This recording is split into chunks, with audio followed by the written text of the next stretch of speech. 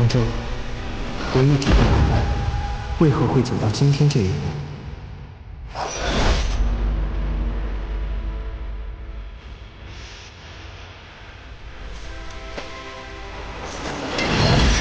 一奇，我恨不得将你千刀万剐！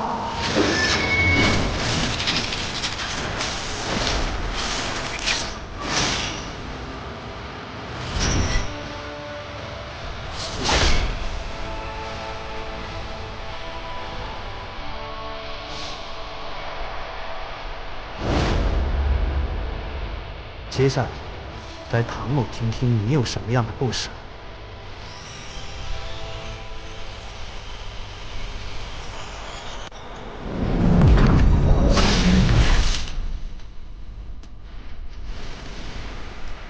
复仇的攻防。迎着大风，请你为我独自狂想。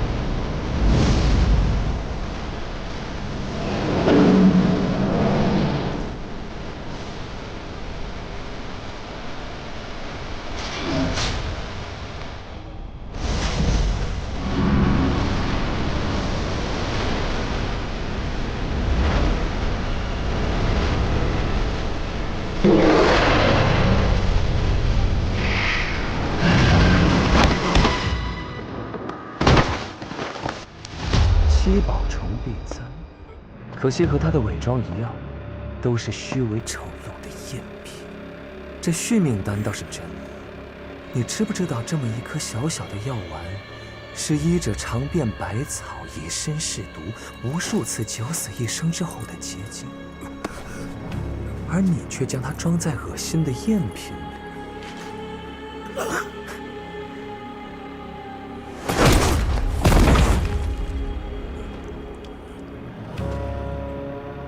你这样的人，可配不上续命丹。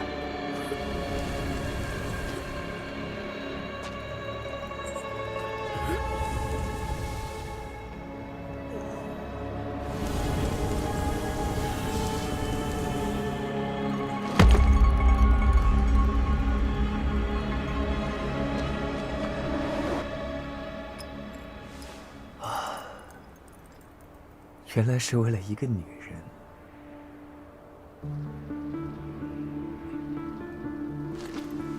你的眼睛又无辜又倔强，真是越看越让我想起他。我改主意了。我认识一个人，他和你有些相似，看上去真诚又无辜。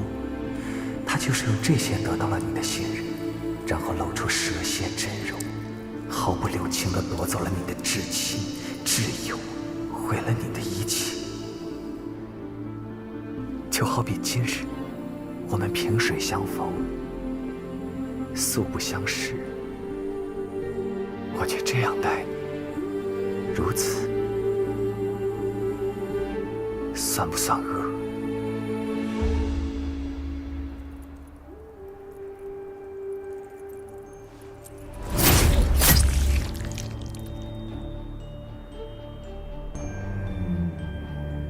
我与他的仇恨，倾尽世间江河之水，也血浊不清。阿言。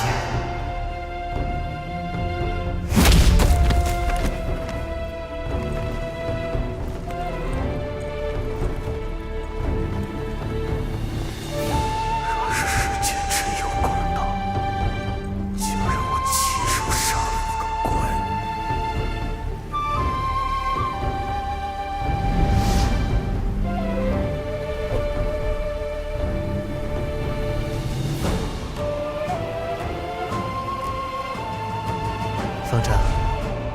什么才算因果？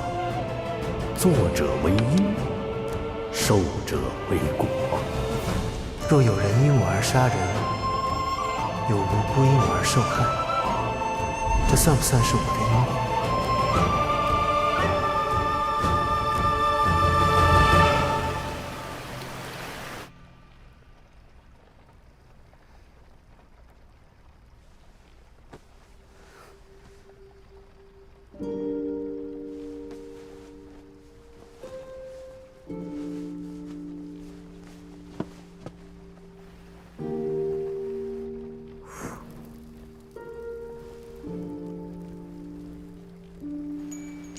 ？9月初3，购置茶叶烧酒若干。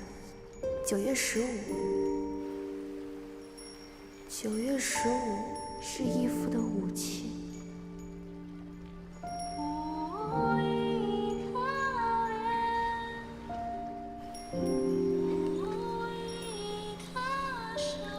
我与慧娘相处的日子很短，没有钱，但很快乐。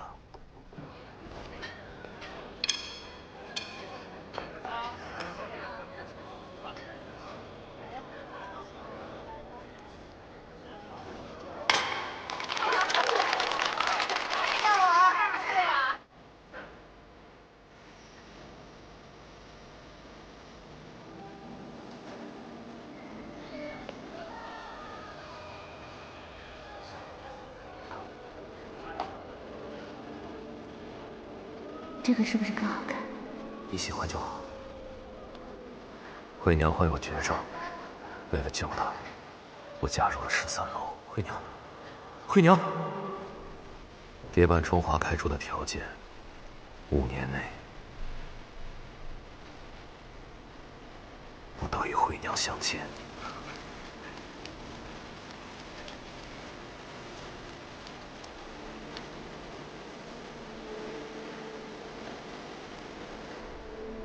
楼主要的，向来是别人负担不起的代价。为了救慧娘，我替13楼卖命无载，直到4年前，我与13楼约满，满怀欣喜，带着可以救慧娘的续命丹，离开13楼。可在黄河边上，遇到了那个人，那人毁掉了续命丹。也就是因为没有这续命丹，慧娘死了。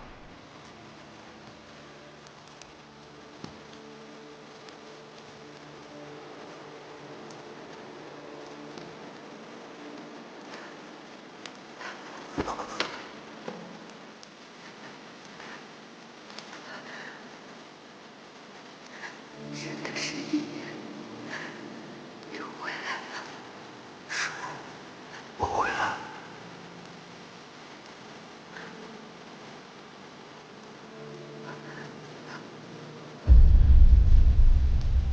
慧娘，慧娘，慧娘，慧娘！沈郎也随他而去了，留下来的便是如厉鬼魂魄一般寻他报仇的沈郎魂。为了报仇，我重回13楼，只为求他告诉我，那个仇人是谁。这一回，他又要了什么样的代价？慧娘的尸体。我将慧娘的尸身交给13楼保管。蝶伴春华将她封在琉璃玉棺中，让我时常能见到她。可每次见到她，都会让我想起我救不了慧娘。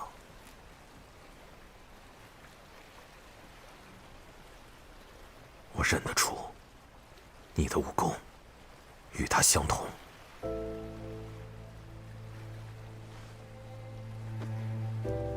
他身上往生谱的功力，就是从我身上夺走的。那人是谁？人在何处？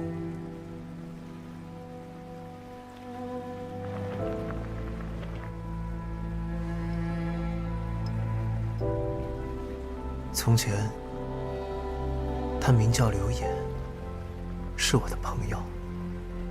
如今，他是风流殿之主，亦是我的仇人。他这4年在哪儿做过什么，我不在乎。不过接下来，他只会出现在剑王城。所以那个黑衣琵琶客就是刘野，这些事你为什么不肯告诉我？因为你不需要知道，刘岩并不是你的仇人。所以这4年你上天入地的想要找到他，是为了治你那治不好的旧疾。找到刘岩，夺回全部的往生浦功力，才可自救。刘演与你都会阴杀过，都会往生浦。那方贤主的死，也是刘演做的，对不对？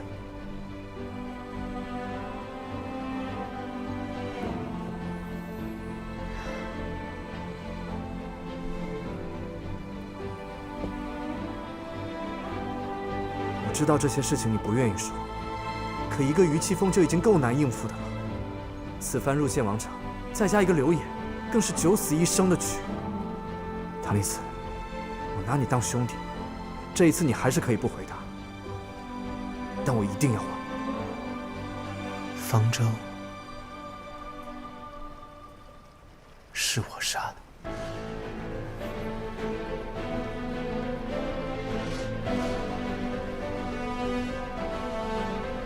不可能！我早说过了，唐某不是好人。周地楼血案的凶手就是唐某。刘演视他如兄，也是因此而要杀我。这里边一定另有隐情，对不对？你是我兄弟，我清楚你的为人，你不是一个会滥杀无辜的人。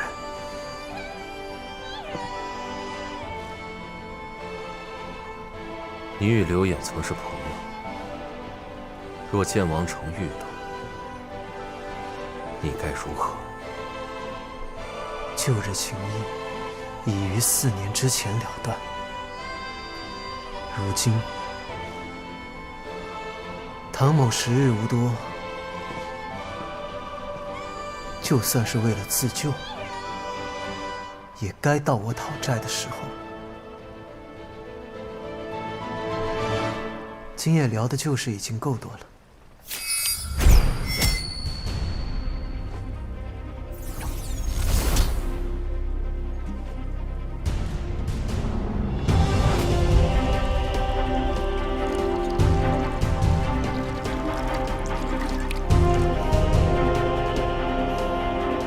沈兄，英雄配好酒。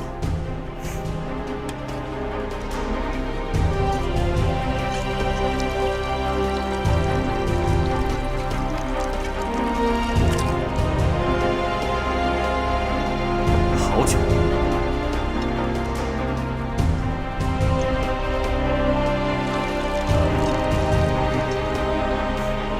怎么没了？太少了。多的是。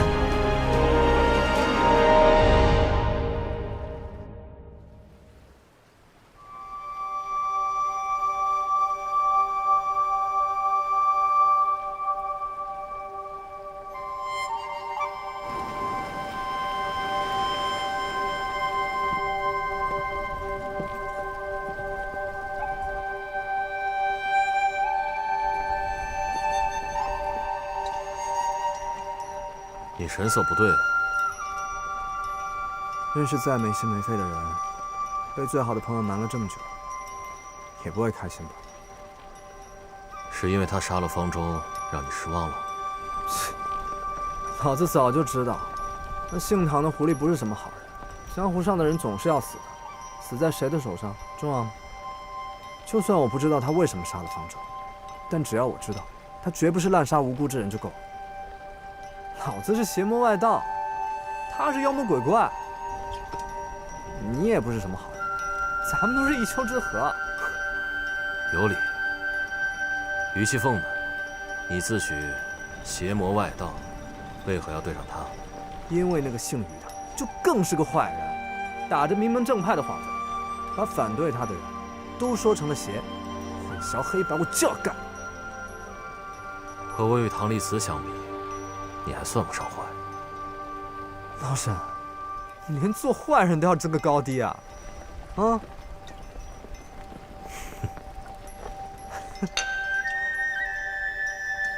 不过他为什么总在看那本《三字经》啊？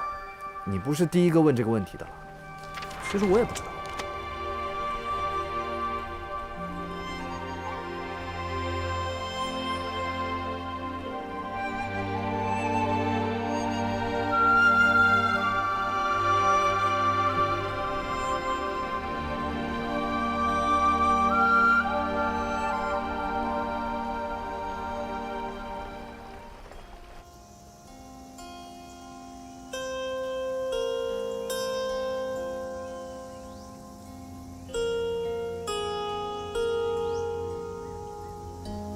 每当尊主听到这支曲子，便是想到那位唐公子了。小红学得可还好？小红，你有恨过一个人吗？当然有过，人活在世上，怎么可能没恨过谁？尊主，你也是一样的吗？我本以为随着逝者长离，我心中的恨意便会减几分。可是到了现在，我却恨得更深。我听人说，如果恩怨长久深沉，便会在冥冥之中促使我们与那人相逢。那相逢又是为了什么？相逢，当然是为了离别。对了，相逢就是为了离别。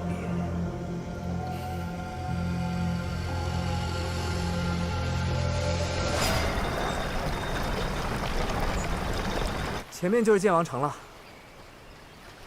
这于老儿就喜欢臭血脉，这运河宽的，哼，就能通上天了。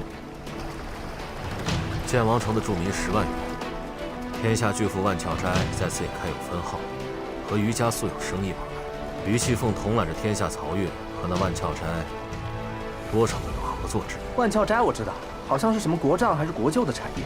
宜阙阴阳死后，还没几年呢，这万翘斋就已经富甲一方了。怪不得江湖豪杰都聚集于此，可光靠做生意，侠客们便能服膺？自是不能。若提到剑王城，便不得不提剑皇于玄清，人称八风来移独此剑，百兵朝皇第1人，而他也是天都峰之战中诛杀一阙阴阳的7大高手之一。剑王，乖乖，诛杀一阙阴阳，那可了不起啊！从那一战之后，一阙阴阳身陨，于玄清伤重难愈，选择在天焰剑壁自行兵解。兵解前，在天焰剑壁留下一道戒，留有缘者得之。若非3年前，于气凤终于悟出西风斩荒火的真意，今日的剑王城，盛名难续。于家木剑节9月初7时，共历7日，开剑、试剑、验剑等诸项活动繁杂。如果我没记错的话，今日恰好是开剑与试剑之日。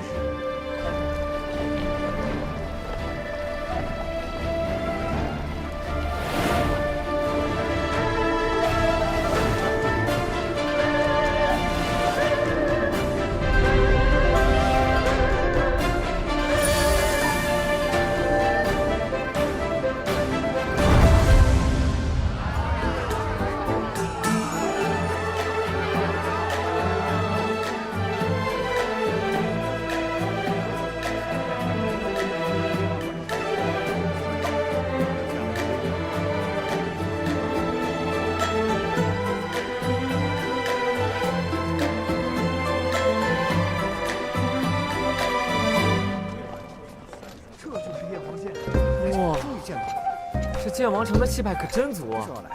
周边5门18派的掌门都来了。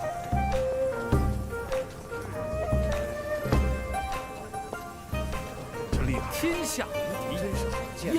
剑王剑，燕王剑，剑王不愧是吾辈一心憧憬的剑王高飞，果然不凡啊！是啊，也多亏于剑王不烈，才让我们这些毛小子有幸瞻仰。你看，无比强大。我们何时才能变成像剑皇这么强大的人？我也不知道。剑王怎么到现在都还没来？确实有些无聊。师傅派我们调查于剑王不轨的线索，线索没找到，还要看这帮伪君子在这剑神力真是无可挑剔。一会儿的擂台肯定值得一看，看完之后，我们再去木剑节的凤凰大街上逛一逛，正好看看有没有什么线索。剑王到！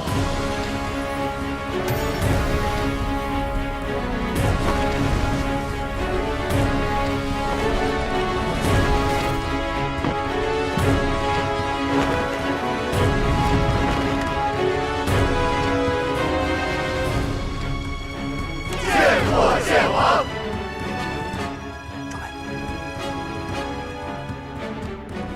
诸位客气了，今日是余家木剑节，开剑首日，得诸兵临门，余某有幸。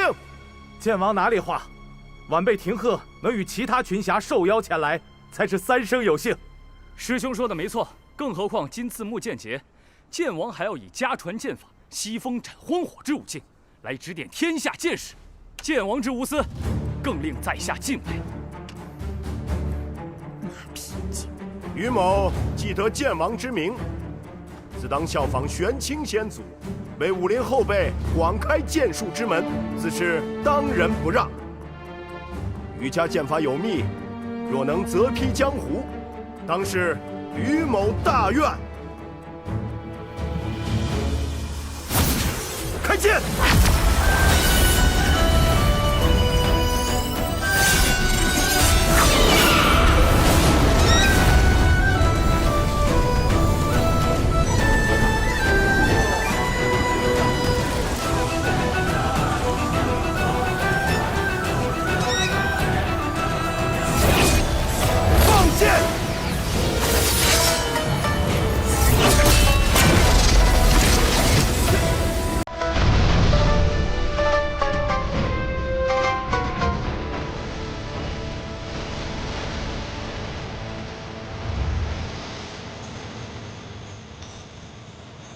此乃玄清师祖蕴藏在燕皇剑中的一缕剑气，诸位得此剑气滋养，实力必当更加精进。西风斩荒火，威势过大，恐伤同道，故今日剑台，余某便以其他招式应战，输赢不论，点到为止。剑王显圣，剑王气势，剑王显圣。剑王气势！剑王城时值木剑节，除合作船帮外，凡入内城须有请帖。我说你来晚了吧？人家都开剑了，现在进剑王城要请帖。看来还是来早了呀。什么来早了？你是来晚了。瞧我的吧，在下火云寨寨主迟云，特来拜见于剑王。只是出门比较匆忙，忘带请帖了，还望各位兄弟行个方便。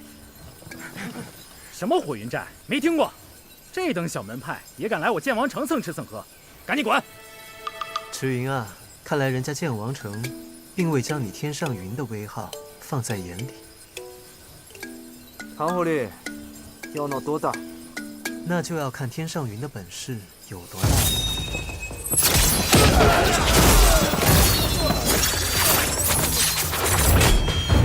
剑王城内禁止私斗。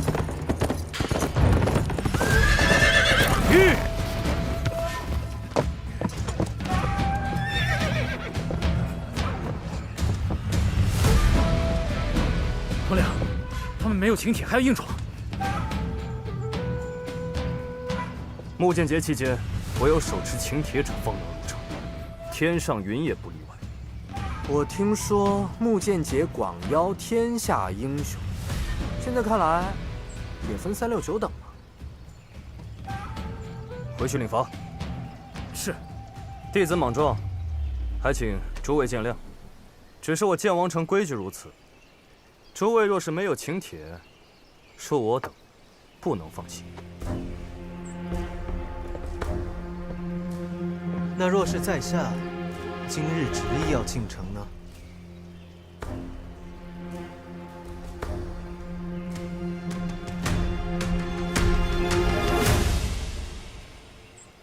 万鞘斋入城，闲杂人等一律退让。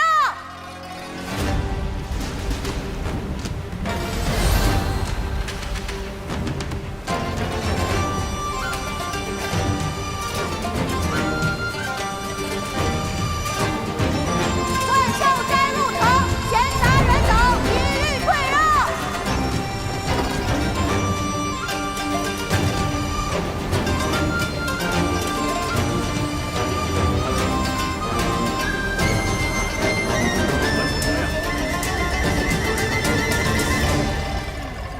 万鞘斋斋主恭贺渔家节庆，特赏鸣出10壶。木剑节期间，城中所有商号铺子尽数免单。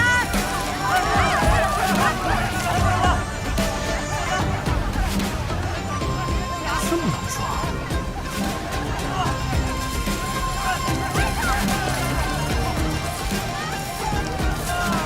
万鞘斋宝船到了，我看公子还是先行回避吧。风险浪急，正宜出行。周小人马，当心轻浮。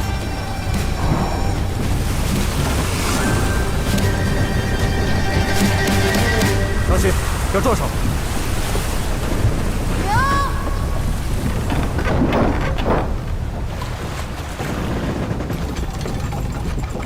见过主人。你是万鞘斋主人？既然以唐立慈的身份进不了剑王城，那就只好借万鞘斋的请帖用一用了。方才不知公子是万鞘斋主，多有得罪，抱歉。不过在下不解，为何公子手持请帖，还要将事情闹得这般大？若是不将问题闹大了，又如何能看出问题所在呢？统领，我们这是得罪万鞘斋主了。回去告诉于剑王，万鞘斋主生性怪癖，不喜见人，不用怪罪旁人。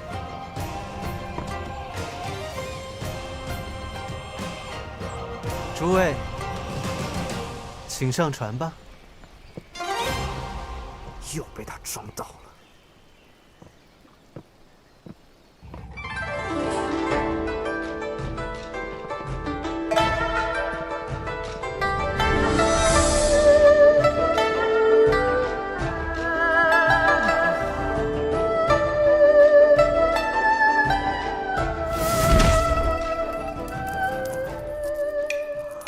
唐狐狸，你这也太……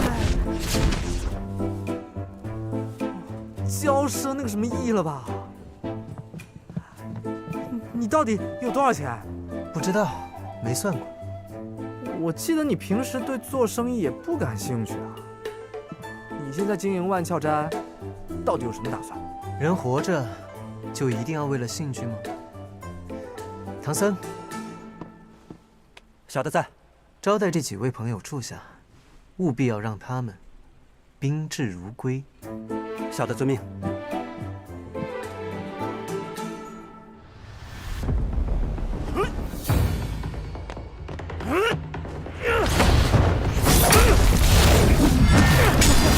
不错呀，竟然撑得住于剑王一炷香的时间，当真了得啊！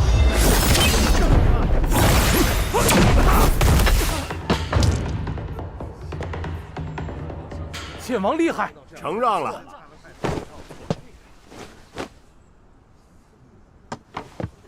你资质不凡，只需勤学苦练，定有成就。哎，你看，剑王好心点拨他，一句话不说就走了，真是天赋好又有，学武先学德。钟妹，你看到了吗？于剑王刚刚攻击的是他的要害，而且他的角度极其刁钻，得亏我们找了个好位置才能看到。若非那个灵兽台最后一下闪避，不死也得残废。武学之道深如海，天赋如同一叶舟，周能载人也能覆人，切不可仅凭资质失了虚心，妄想一步登天。可是剑王为何要下如此狠手？或许是嫉妒吧。就是。还有谁想登台比试？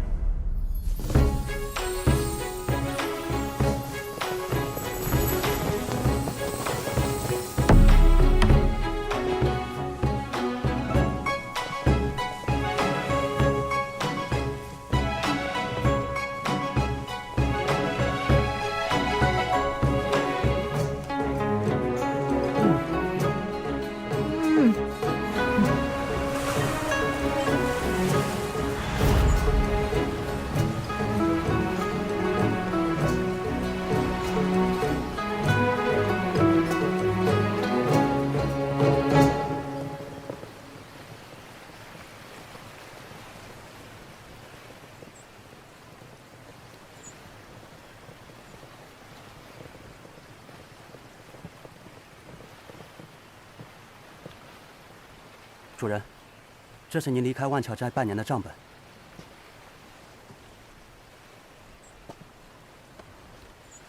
义父可有什么交代？国丈说，万翘斋的一切由您随意支配。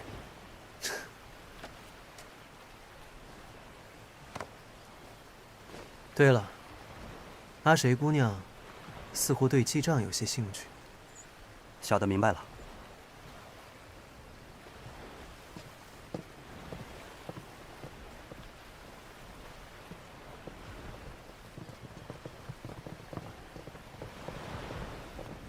斋主，阿谁姑娘求见。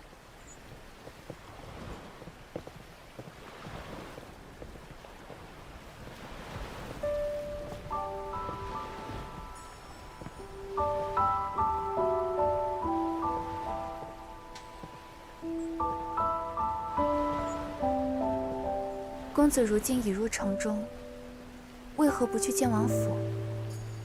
不必亲自登门。今日闹出的风波越大，关注到唐某的人就会越多。公子所指之人，不止于剑王。我来了，他就一定会来。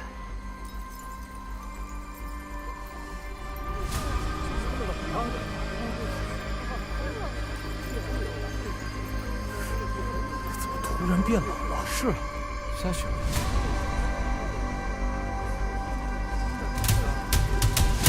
在下雪县子，久仰剑王之名，请剑王指点。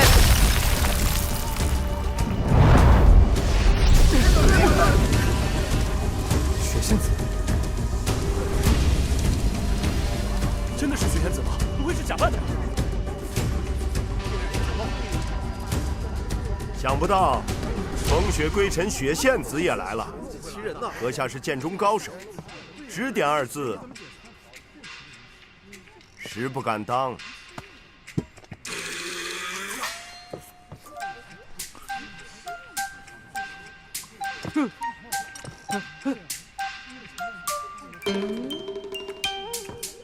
这话说的倒也不错。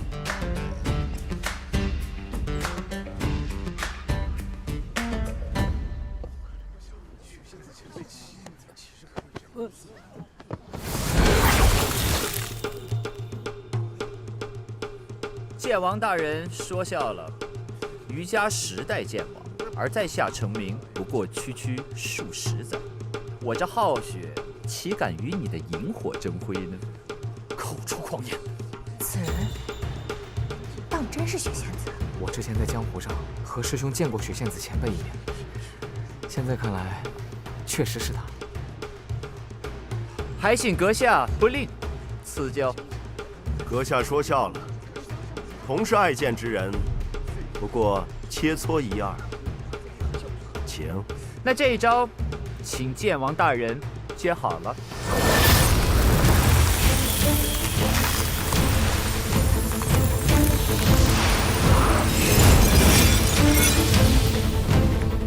风雪归尘，当真是他。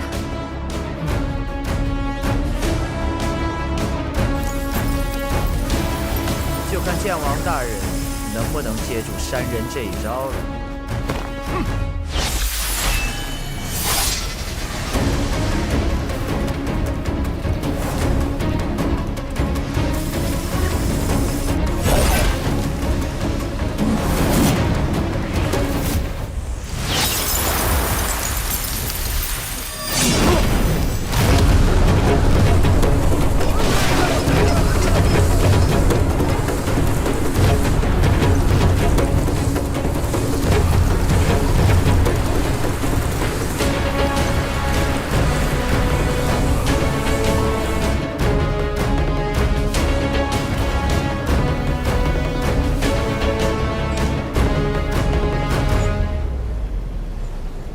看来大家已经见识了于剑王的西风斩光火。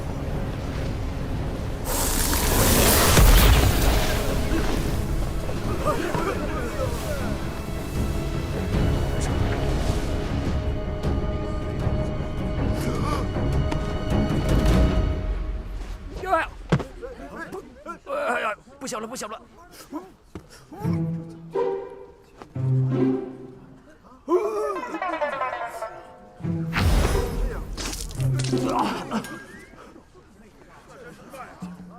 败了，这是怎么了？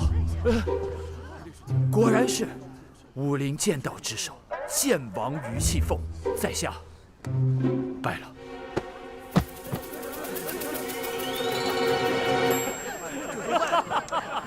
这些仙子，怕不是来砸场子的？这于气凤的西风斩荒火，果然是名不虚传，在下佩服佩服哈！西风斩荒火。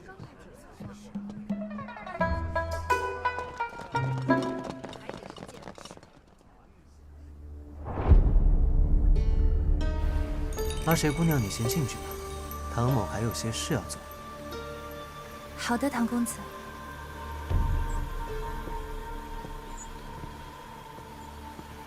沈兄，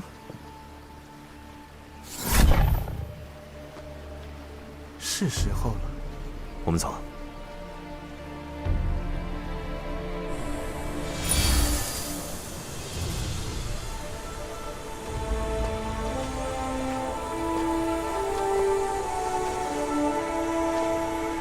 天焰剑壁，这便是于玄清的剑意，当真威严浩瀚。只可惜，空有此方秘技，却后继无人。这偌大的剑王城，早已被利益蒙蔽，否则又怎会沾染上星鬼九星丸？你带我来此处，为何？自是打草，为惊蛇。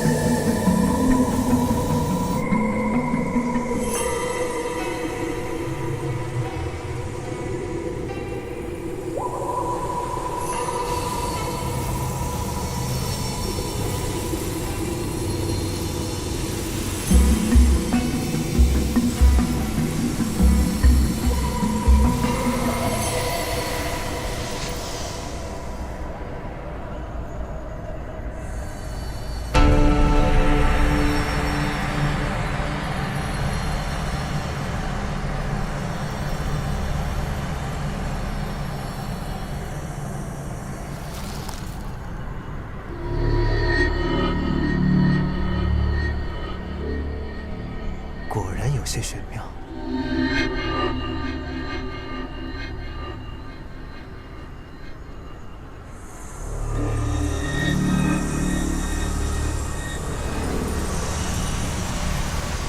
剑王剑印。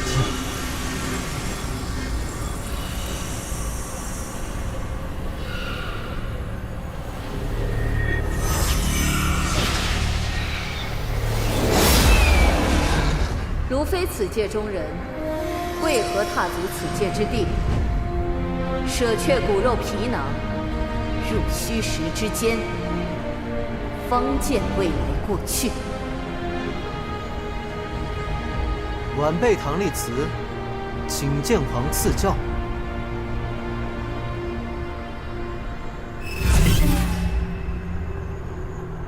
金童得印，一阙阴阳，甚异。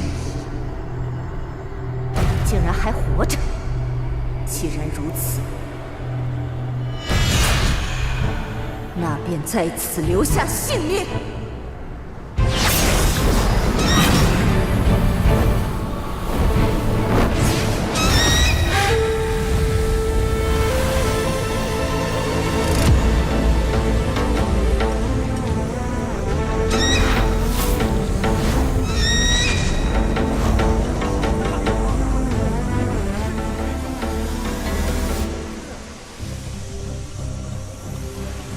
如此奇怪，这是西风斩荒火。西风斩荒火。不过，怎么和方才于剑王使出的不一样呢？于剑王的剑意墨玄如印，此一道怎是朱红？你管它是什么颜色，这剑意威势震天，果真是雏凤清于老凤生啊！是，剑王，剑王，天焰剑壁有外人闯入，我等修为不可靠近，不知如何处置，还请剑王示下。于家最强剑法，竟被一个外人领，这下有好戏看了。外人敢闯入，不知是何人？在哪儿来的宵小，竟敢擅闯剑王城禁地，真是胆大至极！还请剑王出手将其治罪，好好给那人立立规矩。我于家100年间广收门徒，为的就是让他剑道领悟，择披江湖。若真是有外门友人能够窥得1、2门道，也不枉先辈苦心。只不过西风斩荒火何等精密，未得多年勤学苦练，又岂能轻易修？是真领悟，还是假领悟？众目睽睽，咱们前去一看不就好了？对呀，还请剑王带我们开开眼界吧，是不是啊？既然诸位有此雅兴，那便随老夫会会这位擅闯禁地的勇士。好，走。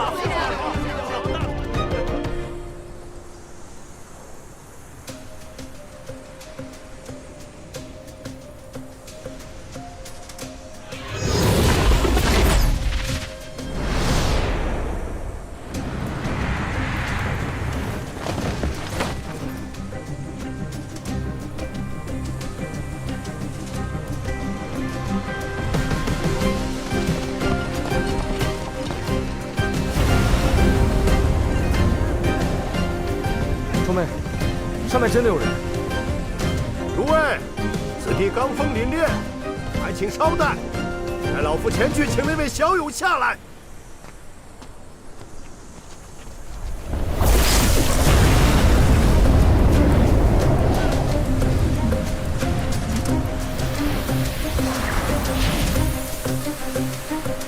可恶，又是止步于此。那人为何可以？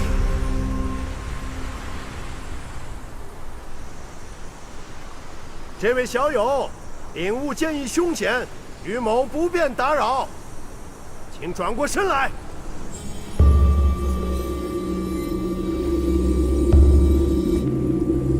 小友来我剑王城，不曾拜会，便私闯禁地，未免无礼。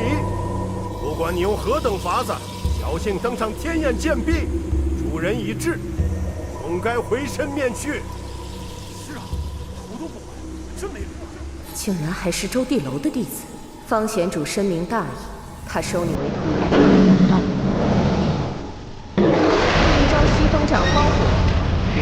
清了。能不能学会，就看你本事了。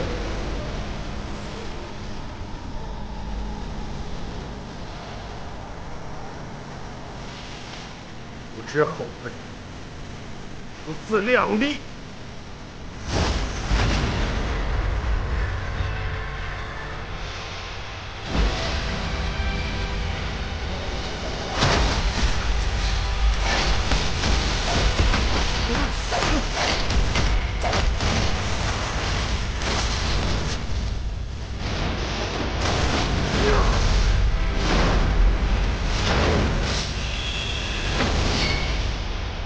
阴影术，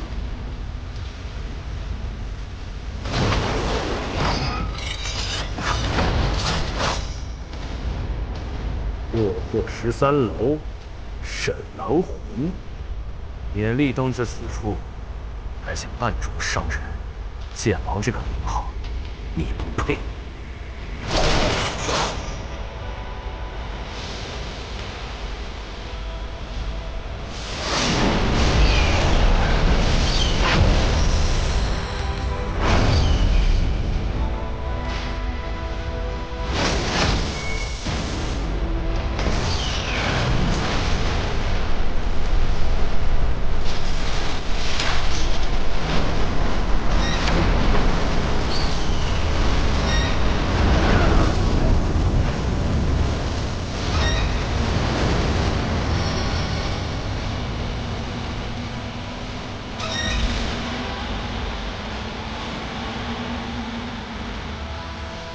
金钱的剑影，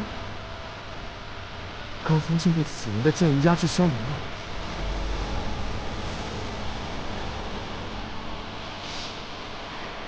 这不是西风角后果吗？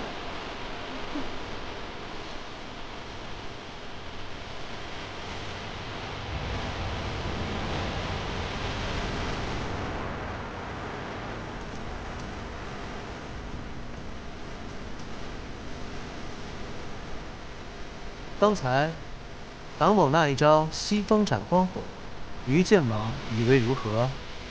果真是西风斩荒火啊！是没西风斩荒火呀？你没事吧？5万两黄金，加上我闯楼才换来的人，不能陪在这里。我还以为看错了，真的是唐公子你啊！钟姑娘，钟妹，这便是你说的那位唐丽慈，唐公子。我认得他，适才在外闸口，就是他召来了万乔斋宝船，他就是万乔斋主。他就是万乔斋主，这么年轻，就是他，他就是万乔斋主。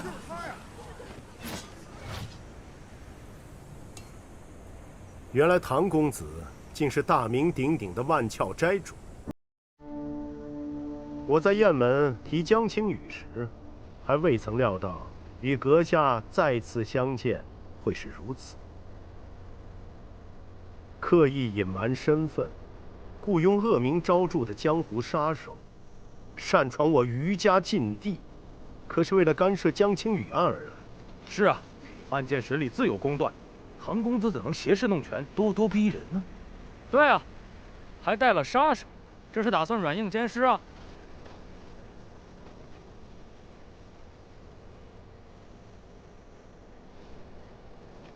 于剑王一句话，岂能说错2件事？第一，捕获江青羽的是在下。唐丽慈捕获的人，剑王不是说是他亲手捕获的江青羽吗？第二，江青羽牵扯豪府血案，唐某是苦主，怎能说是干涉？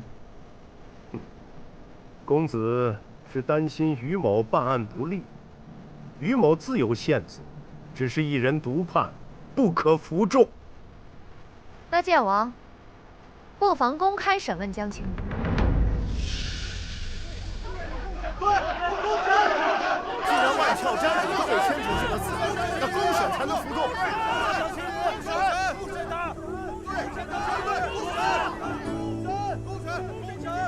诸君说的没错，本就该当着武林同道的面公开审问。看来唐某来的正巧啊！有心之人，自来的巧。后日木剑节琼台之宴，于某将公审江青羽，给天下武林一个满意的答复。剑王城内人人皆可前来，共判奸恶，揪出幕后主使。好，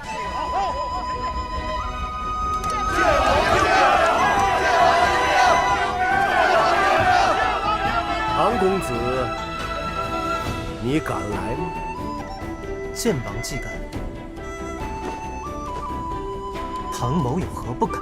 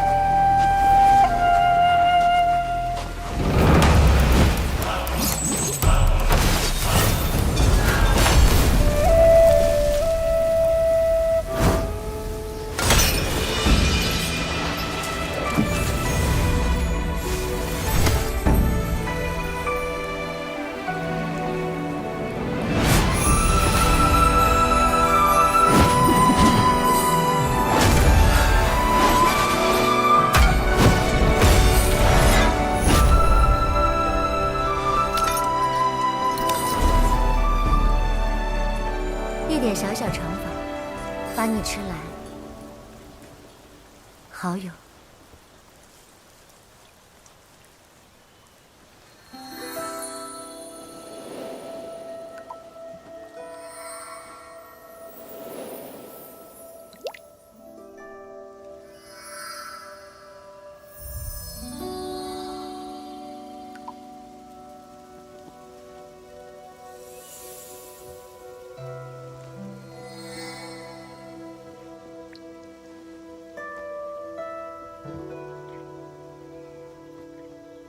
细雨芳歇，山僧眷侣，一盘起入心。好友素来喜欢清静，竟不知也会被红尘俗世扰动。要去赴剑王城的木剑佳节，我非俗世之人，心无挂碍，心无阻碍，来去随心。好友这次想了许久，有心事。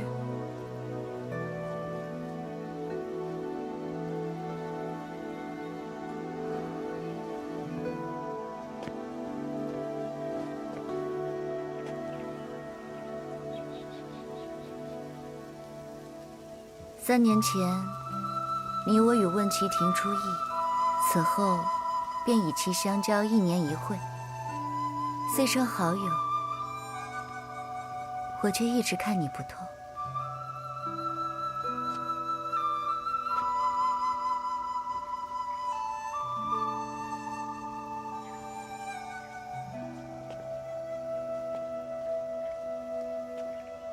好友向法，法度众生，只是好友之所度，当真当度吗？6道3生各有缘法，遇见便是当度。普诸但行救人事，无愧于心。看来好友曾有过一些选择，于心有愧。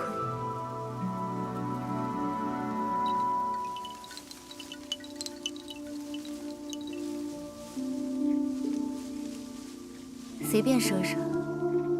好友勿怪。你说的对，若有一人……不听不听，好友只有一个时辰在此暂歇，是来与我下棋的。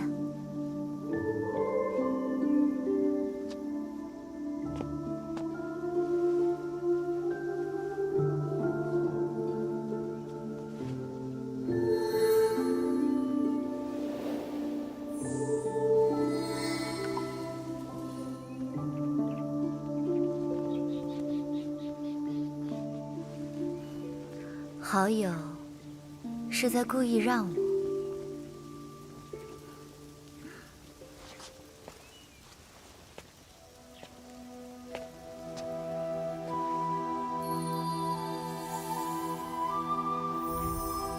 那便承让了。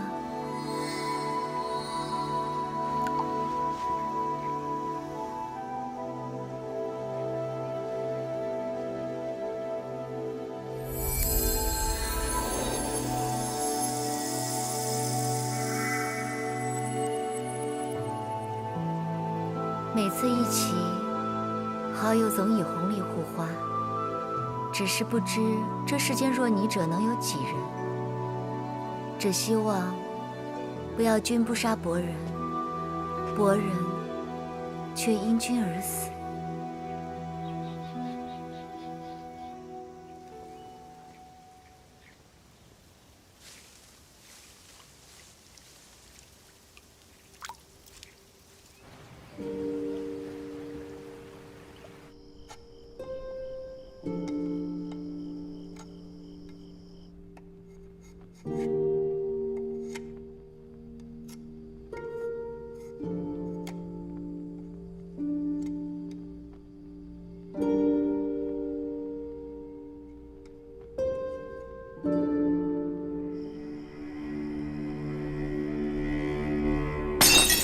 到底是干什么吃的？你们手眼通天，怎么会不知道唐丽慈是万桥斋主？白白让这皇口孺子夺得剑皇剑意，将风头揽尽。剑王贸然与唐丽慈定下公审之约，却只想着谁抢了风头。风流殿想控制本剑王，派一个白夫人还不够，现在派你来了。你只知道唐丽慈登天焰剑壁，却不知雪线子也是受他之托来刺探你的底细。难道剑王就没有意识到，你靠神丸强炼剑典的秘密已经被人看穿？你非但不知及时补救，反倒又入了他一个圈套。你做的蠢事，恐怕已经被他猜透了。尊主已经在路上，剑王若再无对策，你就等死吧。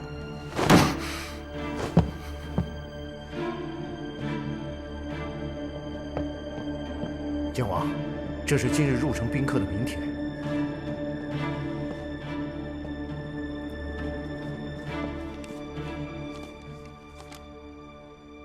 哼，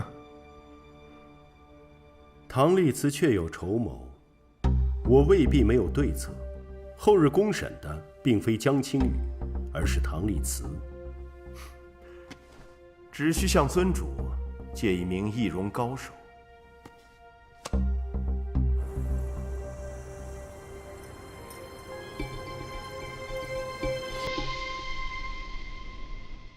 土著先生既是奉命调查此案，那于某便直说了。此前于某审问江青羽时，他对身后之人不敢提起半分，只说他身后之人身份极高，一旦泄露，恐会株连九族。除了朝廷，谁能株连九族？其二，他说不止泰山周边，新鬼九星丸早已流通江湖各地。这天下除了万窍斋商路遍布天下，背靠朝廷。还有几人有着能力，有着通路，能在各地贩卖邪丸？你觉得是万窍斋在暗中售卖邪丸？正是如此。于某怕是已经中了那当朝国舅万窍斋主的诡计，他正对于某不断施压，企图干涉江青羽的审判。于剑武，你在诱导在下。于某只是就事论事啊，在下只看证据。等公审那天，先生想要的证据便会公之于众。不必再等，在下现在就提审江青羽。现在？有些话，人省时才说得清。毕竟，手眼通天，商路通达之，除却唐弟子，还有一剑。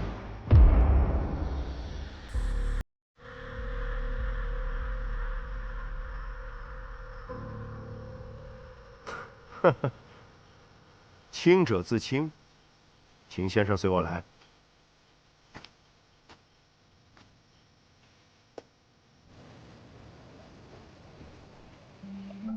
李半球，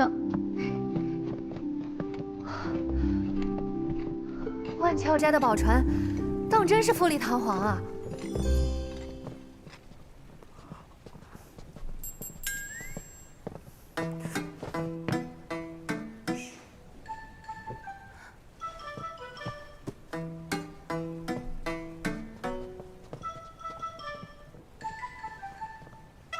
馅饼的油污弄脏衣服，仍是你洗。钟姑娘，啊，谁姑娘？你也来剑王城了？我差点没认出你。是吧？你也觉得阿谁变好看了？还要多谢钟姑娘当初在艳县救了我。看到你现在这样，我就放心了。古少侠，不必拘束。这位是天上云池云，这位是阿谁姑娘，这位是中原剑会的古少侠。幸会。所以，你们也是为了那什么劳什子剑王来的？是，只不过普珠先生已经被于剑王先请去了。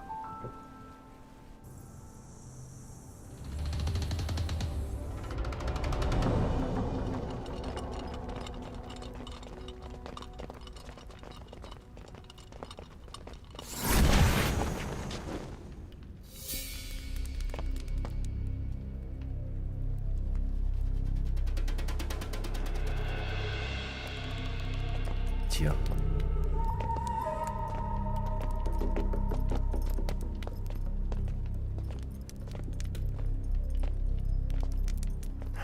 请。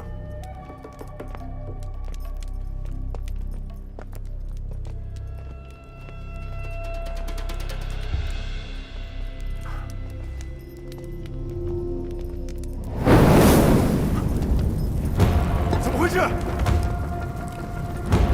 神昏，是你！你竟敢来剑王府杀人灭口！快叫人灭火，保护于剑王！是。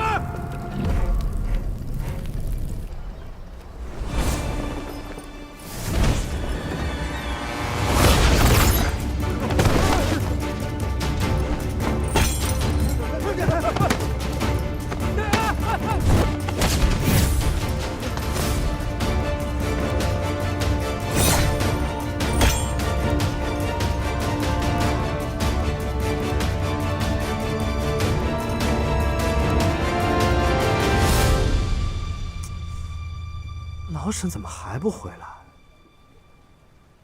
这火都灭了，他不会出事了吧？